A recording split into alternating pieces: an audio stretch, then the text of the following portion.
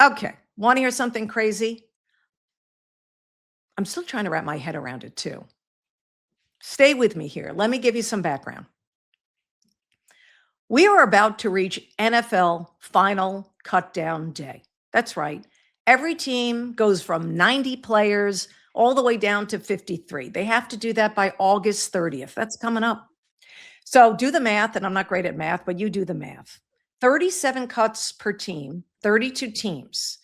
That means as many as 1,184 players could be released. And according to ESPN's Adam Schefter, yeah, some of those players may respond to being cut by the NFL by doing something we never thought we would hear. I never thought I would ever hear this, that they would go back to college. That's right. Players that were cut by NFL teams, perhaps and just maybe, would have a choice not to go to the practice squad, but go back to college.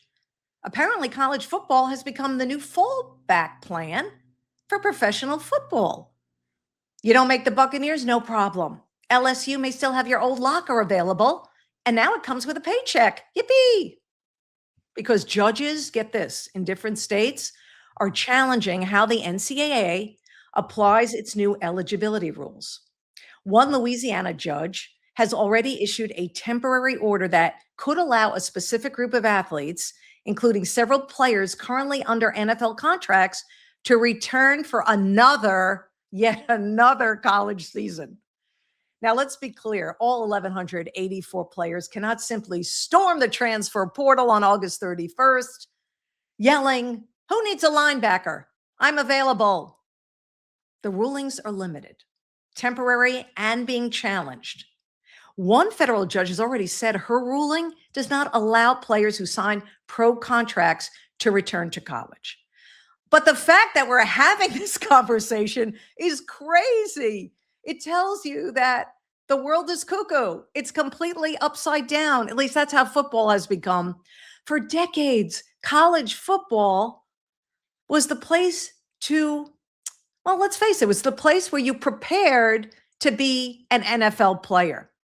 Now, the NFL may be where you go to audition for a better paying college job. You heard me. It's not crazy. Imagine getting called into the coach's office on cutdown day, August 30th, and your coach telling you, "Sorry, son, you didn't make the team." And the player saying, "Oh, that's okay, coach. No worries. I'm good. I'm transferring to Alabama." You know why? They have better facilities anyway, and their offer may be guaranteed. We used to call players who didn't make NFL teams free agents. Now we may have to call them graduate transfers.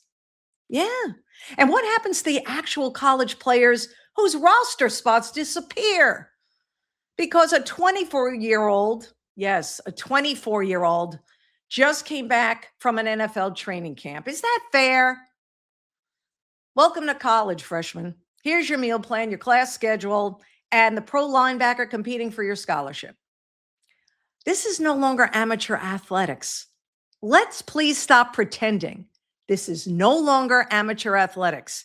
College football has become professional football with homework, marching bands, and judges setting the depth chart. The NFL has a practice squad. College football apparently has a very well-funded rescue squad, and I mean well-funded.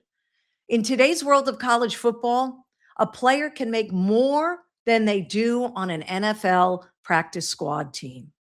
And if these rulings stand, hey, you never know. Final cutdown day won't mean your football career is over. It may simply mean it's time to go back to school and get a raise. Back to school and get a raise. Great for the player, not so much for college football. This cannot be allowed to happen. You make a decision to jump to the NFL. That's it, folks. No turning back. Sorry, you're not taking a roster spot away from a college kid. Wake up, people. Stay tuned on that story.